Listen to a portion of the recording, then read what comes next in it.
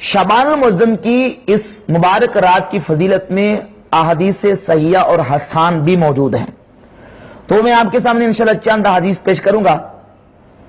کتب احادیث اور کتب فضائل میں سے نبی کریم علیہ الصلوۃ والسلام کے 13 صحابہ اکرام علیہم رضوان سے مرفوعاً احادیث موجود ہیں، جس میں حضور علیہ الصلوۃ والسلام نے شب برات کی فضیلت کو بیان کیا ہے۔ ان صحابہ میں سے سیدنا ابو بکر صدیق، سیدنا مولا علی، حضرت عبداللہ بن عمر، معاذ ابن جبل، ابو ہریرہ، ابو موسیٰ اشعری، ابو ثعلبہ خشنی، ابی ابن کعب، عوف بن مالک، ابو امامہ الباہلی، عثمان بن ابی العاص، یزید بن جاریہ الیربوئی اور ام المومنین سیدتنا عائشہ صدیقہ رضی اللہ تعالی عنہم اجمعین۔ یہ 13 اصحاب پیغمبر ہیں جن سے درجنوں کتب احادیث میں شب برات یعنی شعبان المعظم کی 15ویں رات کی فضیلت میں احادیث موجود ہیں۔ صحابہ اکرام علیہم رضوان سے مرفوعاً احادیث بھی موجود ہیں، اور سیدنا عبداللہ ابن عمر رضی اللہ تعالیٰ عنہ سے مصنف عبدالرزاق کی جلد 4 صفحہ 317 پہ ایک موقوفاً اس رات کی فضیلت میں حدیث موجود ہے۔ اسی طرح 5 تابعین سے مرسل روایات موجود ہیں۔ مرسل روایت اس روایت کو کہتے ہیں جس میں تابعی نبی کریم صلی اللہ علیہ وسلم سے حدیث بیان کرے اور صحابی کا درمیان میں واسطہ چھوڑ دے، اس کو مرسل کہتے ہیں۔ اور جمہور محدثین 200 سال تک یعنی پہلی 2 صدیوں میں تابعین کا اس بات پر اتفاق رہا ہے۔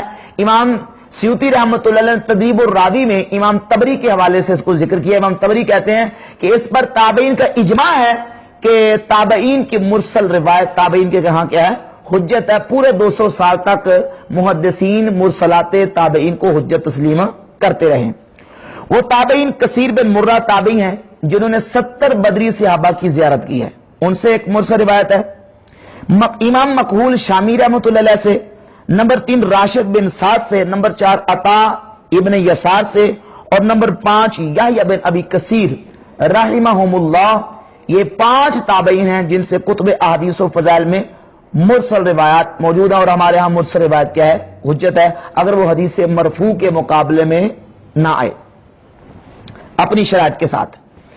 اسی طرح 7 تابعین سے موقوفاً شب برات کی فضیلت میں احادیث موجود ہیں، تو انشاءاللہ میں ان کو قدر تفصیل کے ساتھ بیان کرتا ہوں۔ ام المومنین سیدتنا عائشہ صدیقہ رضی اللہ تعالی عنہا سے مرفوعاً درجنوں کتب احادیث میں جو حدیث پانے لگا ہوں یہ حدیث موجود ہے۔ مسند امام احمد بن حنبل جلد نمبر 7 صفحہ نمبر 340، حدیث کا نمبر ہے 25437۔ ام المومنین سیدہ عائشہ رضی اللہ تعالی عنہ فرماتی ہیں کہ ایک دن اللہ کے رسول صلی اللہ تعالی علیہ وسلم میرے حجرے میں تشریف فرماتے، تو نبی کریم علیہ السلام میرے حجرے سے نکلے اور بقیع الغرقد جنت البقیع شریف تشریف لے گئے۔ میں نبی کریم علیہ السلام کے پیچھے جب پہنچی تو میں نے دیکھا کہ نبی کریم علیہ السلام نے اپنے ہاتھ مبارک دعا کے لیے اٹھائے ہوئے ہیں، اور میں حضور کو دیکھ کے واپس اپنے حجرے میں آ گئی۔ اللہ کے رسول علیہ السلام جب واپس اپنے کشانہ اقدس میرے حجرے میں تشریف لائے تو میرا سانس پھولا ہوا تھا۔ نبی صلی اللہ علیہ وآلہ وسلم نے مجھے دیکھ کے ارشاد فرمایا، اے عائشہ کیا تجھے یہ خوف تھا، اکنتی تخافین، کیا تو یہ خوف رکھتی تھی کہ اللہ اور اس کا رسول تیرے اوپر زیادتی کریں گے؟ تو حضرت عائشہ نے عرض کی، یا رسول اللہ بلکہ ظننت انکا اتیتا بعد نسائکا، بلکہ میں نے یہ گمان کیا کہ شاید آپ اپنی کسی دوسری ازواج طیبات کے پاس تشریف لے گئے ہیں۔ تو نبی علیہ الصلوۃ والسلام نے ارشاد فرمایا، اے عائشہ ان اللہ عز وجل ینزل لیلۃ النصف من شعبان الی السماء الدنیا، اللہ رب العزت جل شانہ اس شعبان المعظم کی 15ویں رات کو آسمان دنیا پہ خاص تجلی فرماتا ہے۔ فیغفر لاکثر من عدد شعر غنم کلب، اور اس رات کو اللہ تعالیٰ قبیلہ بنو کلب کی بکریوں کی بالوں کی تعداد کے مطابق اپنے بندوں کی بخشش فرما دیتا ہے۔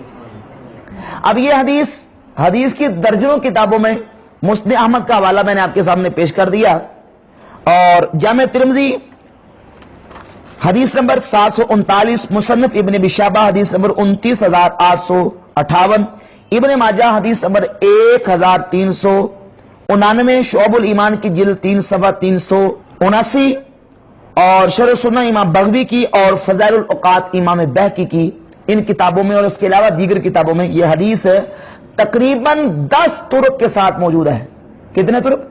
एक तुरुक के साथ 10 तुरुक इस हदीस के मौजूद हैं, और ये 10 तुरुक के साथ मुतादिद कुतुब हदीस में मौजूद है।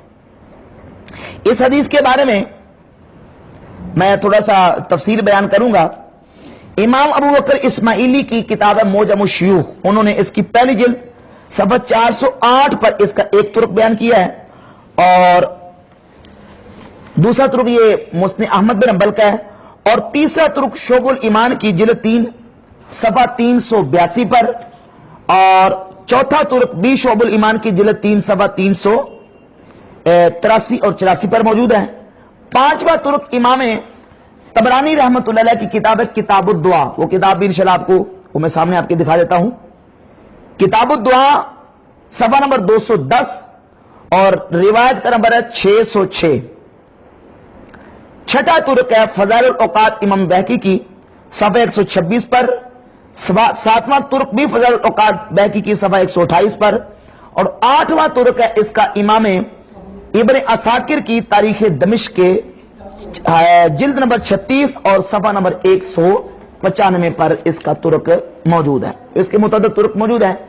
इमाम जलालुद्दीन सयूती रहमतुल्लाह तआला अलैह ने अपनी किताब अल जामिउ सगीर सफ़ा नंबर 120 और रिवायत का नंबर है 1942, इस रिवायत को जिक्र करके इस हदीस को हसन की टर्म्स और जो उसकी इस्तिलाह है वो उसकी रमज इस्तेमाल की है, हसन लिखा है।